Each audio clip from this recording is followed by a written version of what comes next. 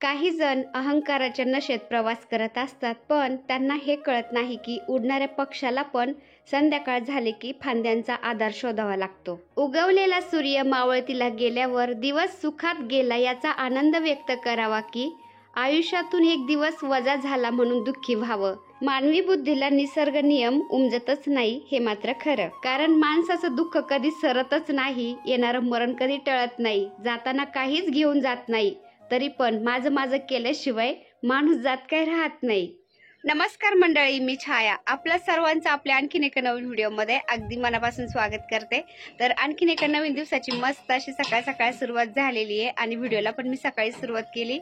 तर आज आहे शनिवार आणि जिमवरून आलोय आम्ही, सागरन मी. त्यानंतर थोडंसं केळी वगैरे खाल्लंय आणि लगेच टेरेसवरती आले, कारण फौजी साहेब घरी येतात. आज राजू घरी आहे, मुलं पण घरीच आहेत. तर फौजी साहेब म्हणले आज टेरेसवरच्या गार्डनची आपण थोडंसं मेंटेनन्स करू आणि त्यानंतर बाकीचं खालचं काम नंतर पाहू म्हणले. तुझा स्वयंपाक वगैरे सगळं मागं राहू दे म्हणले, पहिलं झाडांचं पाहू आपण. तर 2-3 दिवस त्यांना वेळच नाही मिळाला ना, ड्युटीवर जात होते ते. तर असा थोडा वेळ मिळाला ना, म्हणले आता आपण गार्डनचं मेंटेनन्स करू सगळेजण 1-1.5 तासभर, त्यानंतर मग खालचं सगळं आवरू म्हणले. तर सगळे आम्ही तुला आवरू लागू म्हणले, टेन्शन घेऊ नको, पहिलं टेरेसवरती चला सगळे. तर थोडंसं असं झाडांचे पालापाचोळा पण गळतो ते पण झाडायचंय, त्यानंतर कोणत्या झाडाची कटिंग वगैरे करायची काय ते पण पाहायचंय. आणि इतक्यात पावसाचं वातावरण राहते ना सारखंच, ऊन काही जास्त पडत नाही, त्यामुळे ह्या कॉइन प्लांटला काहीतरी झालंय, काहीतरी फंगल वगैरे पकडलंय त्यांनी. तर तो असं म्हणजे तेज आहे त्याच्यावर चांगलं, पण पानं असे थोडेसे पिवळे पडल्यासारखे झालेत. कॉइन प्लांटला पाणी जर कमी पडलं तर ते डायरेक्ट असं मुंडके टाकीत आणि खाली असं ते म्हणजे सुकल्यासारखं होतं, पण ते सुकलेलं नाहीये, एकदम असं टावकरलेलं आहे, पण त्याच्यात असं पिवळे पानं पडायला लागले जरा जरा.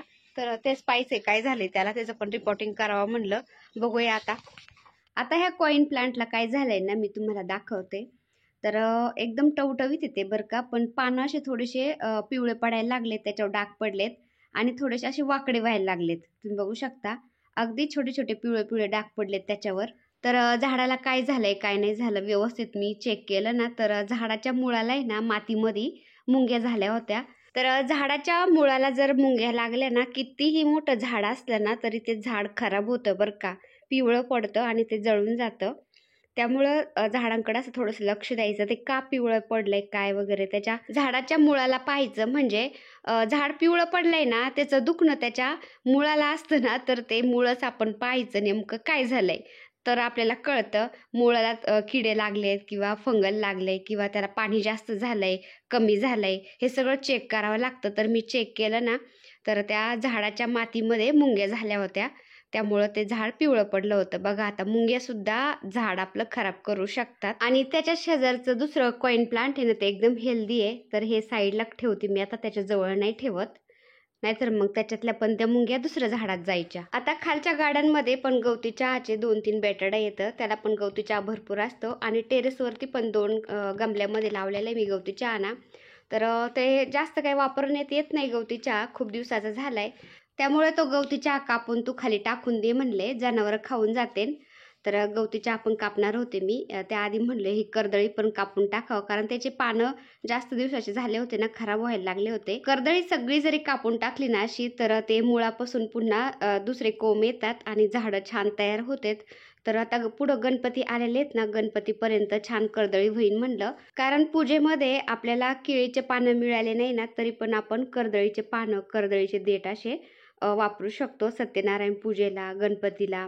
तर त्यामुळं मी 2 ठिकाणी कर्दळी लावलेली आहे. ह्या गमल्यामध्ये कापली मी आता दुसऱ्या गमल्यामधली मी नंतर कापते. त्याआधी आता हा गवती चहा सगळं कापून काढते, कारण वर्ष झालं ह्या गवती चहाला लावलेलं ना, खूप जुना झालेला आहे, त्यामुळे ते वापरात काही घेत नाही मी. उन्हाळ्यामध्ये टेरेसवरती आम्ही स्वयंपाक करायचो ना उन्हाळ्यामध्ये थंडीमध्ये, तर टेरेसवरती चहा केला ना मी चुलीवर, तर गवती चहा घ्यायचे मी. पण आता जसं पावसाळा लागलाय ना, तसं चुलीवर काही स्वयंपाक करत नाही आम्ही, कारण वारं एवढं चालू राहतं ना, तर ती चूल व्यवस्थित पेटलेली राहतच नाही आणि कधीमधी पाऊस पण येत राहतोय, त्यामुळं पावसाळ्यामध्ये तरी स्वयंपाक काही वर जमत नाही. तर तेव्हापासून हा गवती चहा काय वापरात येत नाही, तो कापून मी खाली टाकून देते. आता जनावर येतील आणि खाऊन जातील.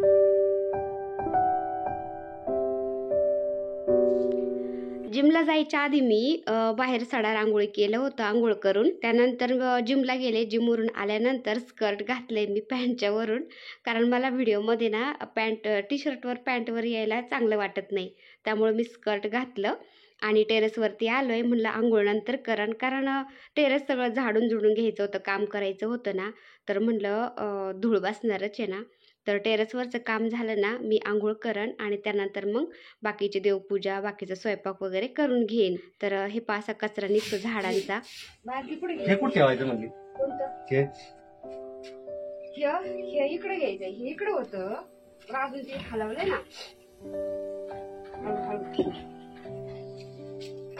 इकडे आलं.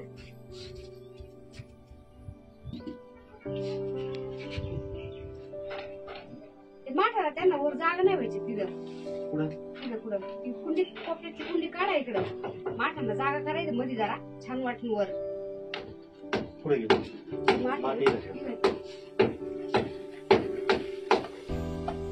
हळवा.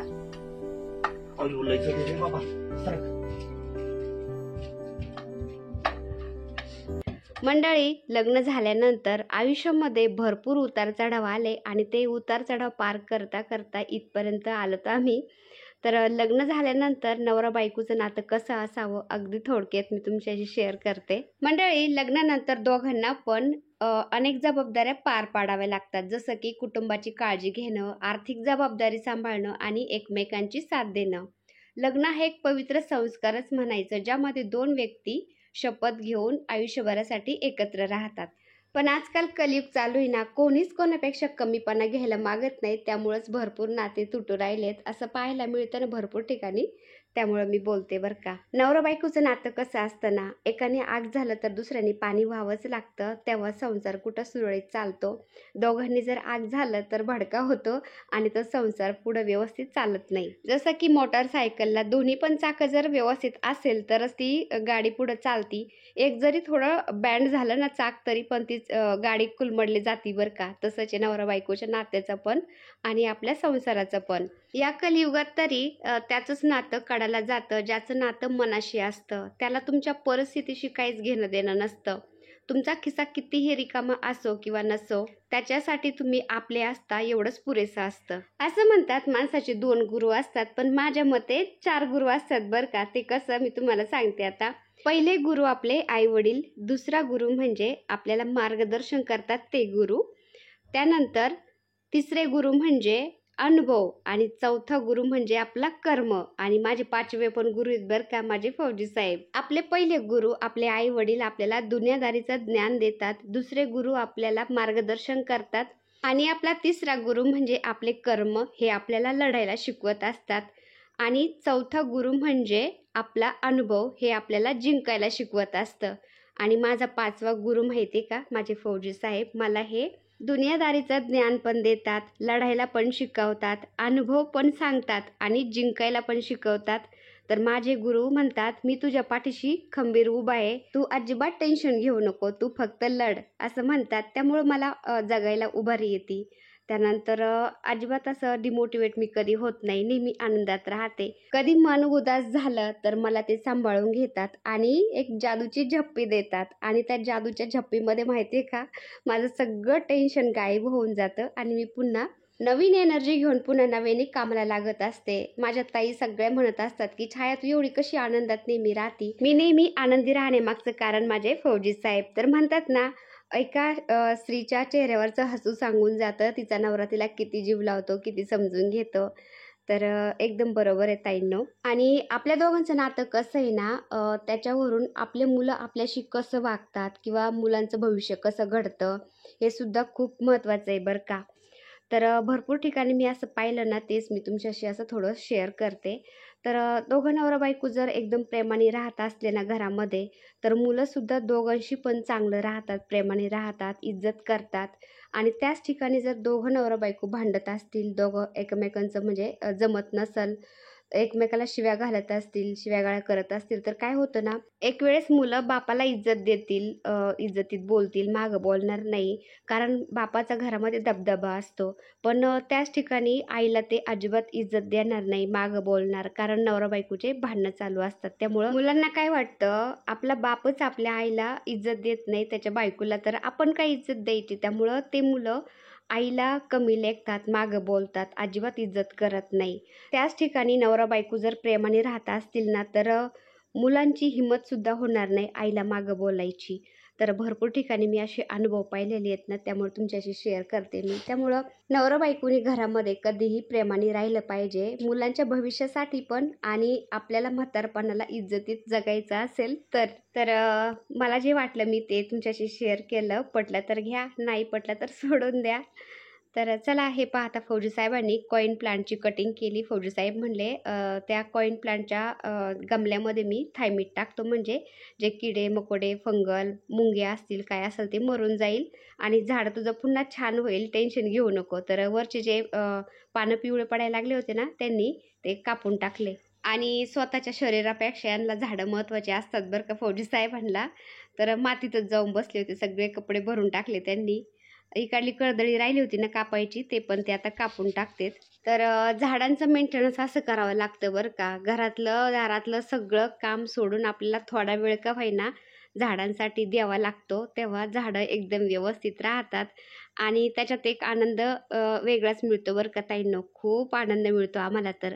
आणि पॅशन फ्रूटला इतके फळं यायला लागलेत ना, म्हणजे पॅशन फ्रूटच्या वेलाला हे पहा, इकडं पण फळं आले, वरती पण फळं आलेली आहेत आता.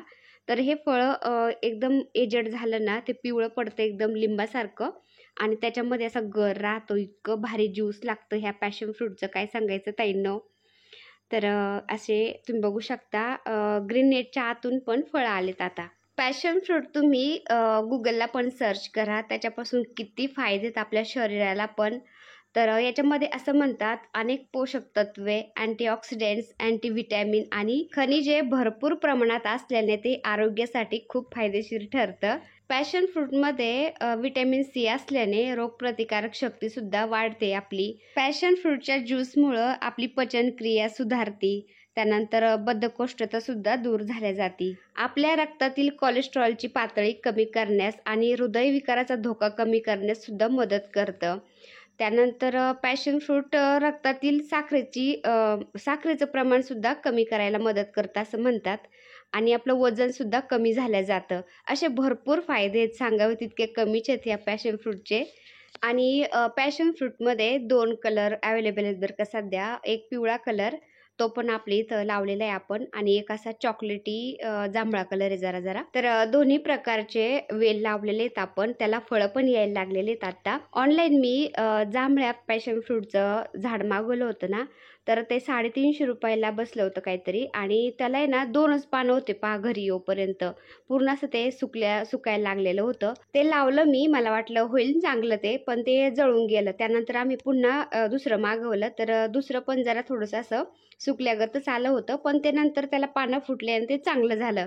तर त्या जांभळ्या पॅशन फ्रूटचा एक वेल आहे आपल्याकडं, आणि पिवळ्या पॅशन फ्रूटचा वेल आपण फौजी साहेबांच्या मित्राच्या इथून त्याच्या बिया आणल्या होत्या, ते लावलं. तर तो पण वेल एकदम छान झालाय. तर दोन्ही वेलांना फळं यायला लागलेत आता. आता एका हँगिंग बकेटमध्ये मला स्पायडर प्लांट लावायचे होते. तर आपलं जे हँगिंग बकेटमध्ये जे स्पायडर प्लांट लावलेले ना पहिलं, त्याच झाडाला छोटे छोटे स्पायडर बेबी प्लांट आले होते ना, तेच काढलेत मी आणि ह्या दुसऱ्या हँगिंग बकेटमध्ये लावते. तर नंतर ते खूप छान होतं, अशी बकेट एकदम गच्च भरून जाती. आणि दुसरी एक हँगिंग बकेट होती ना, त्याच्यामध्ये वेगळ्याच प्रकारचे मी वेल लावले, ते असे खाली मस्त लोंबतात, छान वाटतं. त्याचं नाव मला आता लक्षात नाही. आता हे हँगिंग बकेट फौजी साहेब वरती लावत होते, तारीने मस्त ते पॅक करतात, म्हणजे वाऱ्या बिऱ्याने ते खाली येणार नाही. पलीकडून वर गेलेली पहा तिथं फुलाजवळ, ते काय ते फुल फुललंय तिथं तार आहे, ते पहा पॅशन फ्रूटचं कसं फुल आले खाली.